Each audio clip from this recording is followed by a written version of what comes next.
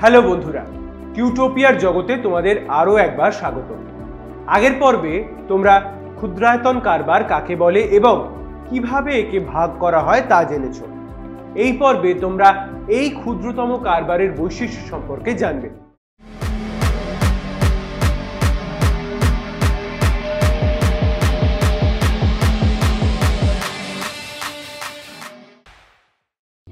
এর আগের পর্বে তোমাদের ক্ষুদ্রায়তন কারবারের যে সংজ্ঞা বা বিষয় বলেছিলাম তা যদি একটু ভালো করে খেয়াল করে দেখো তাহলে তোমরা জানতে পারবে এর বৈশিষ্ট্য কি।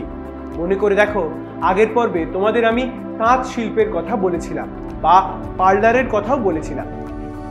দেখবে এই শিল্পে সাধারণত একজনই মালিক থাকে, কখনো হয়তো পারিবারিক হিসেব একাধিক ভাই মিলেও এই কারবার করে। যেমন কৃষ্ণনগরে মাটির শিল্পে দেখবে একাধিক ভাই মিলে প্রতিমা গড়ার কাজ করে চলেছে। একই জিনিস দেখবে ঘুড়ি শিল্পে, ধূপকাঠি বানানো শিল্পে বা শালপাতার থালা বাটি ইত্যাদি শিল্পে।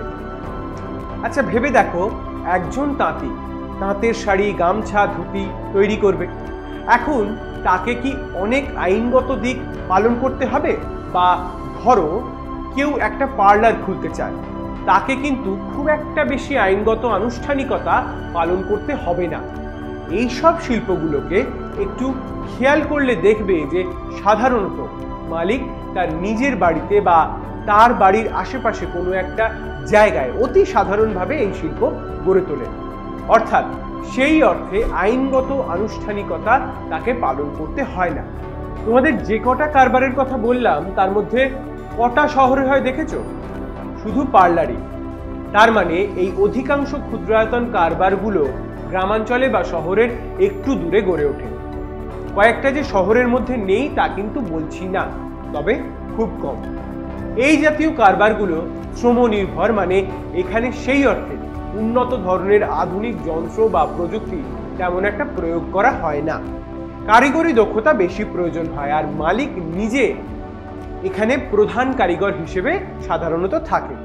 তাই গ্রামের দিকেই সস্তায় শ্রমিক পাওয়া সুবিধাজনক, তাই গ্রামাঞ্চলে বেশি এই কারবার দেখা যায়।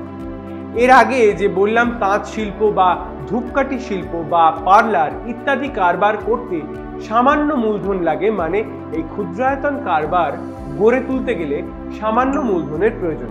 আচ্ছা বলো তো, এই ছোটখাটো কারবার পরিচালনার জন্য মালিক কি আলাদা করে কোনো পরিচালক রাখবে? একদম না। তবে কে পরিচালনা করবে? আসলে এই জাতীয় কারবারের পরিচালনার ও ব্যবস্থাপনার দায়িত্ব নেয় মালিক নিজেই। আবার এই যে নানা বৃহৎ শিল্পগুলো তোমরা দেখতে পাও, জানো কি এই শিল্পগুলোর প্রয়োজনীয় নানা ছোটখাটো দ্রব্য কিন্তু সহযোগী হিসেবে ক্ষুদ্র শিল্পগুলোই সরবরাহ করে। অনেক ক্ষেত্রে এই ক্ষুদ্রায়তন শিল্প বৃহৎ শিল্পের একটা সহযোগী বা সাহায্যকারী শিল্প হিসাবে গড়ে ওঠে। উদাহরণ হিসেবে তোমাদের কোনো একটা বড় গাড়ি শিল্পের কথা বলতে পারি। তোমরা আশা করি ক্ষুদ্রায়তন শিল্পের বৈশিষ্ট্য সম্পর্কে জানলে। পরের পর্বে নতুন বিষয় সম্পর্কে জানব। মনে রেখো, ক্ষুদ্রায়তন কারবার খুব সহজে গঠন করা যায়। এই জাতীয় কারবার সাধারণত একজন বা কয়েকজন মিলে তৈরি করে। এই জাতীয় কারবারে আনুষ্ঠানিকতা পালন করতে হয় না। এই জাতীয় কারবারের মূলধন অনেক কম। এই জাতীয় কারবার শ্রম নির্ভর হয়। এই জাতীয় কারবার বৃহৎ শিল্পের সাহায্যকারী শিল্প হিসাবেও কাজ করে।